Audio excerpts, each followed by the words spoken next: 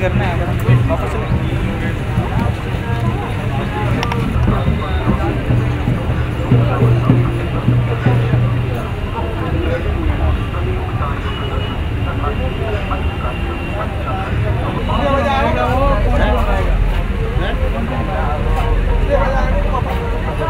आपकी 500 तो इन्होंने बताया 500 से कम नहीं होगा। आप कह रहे हैं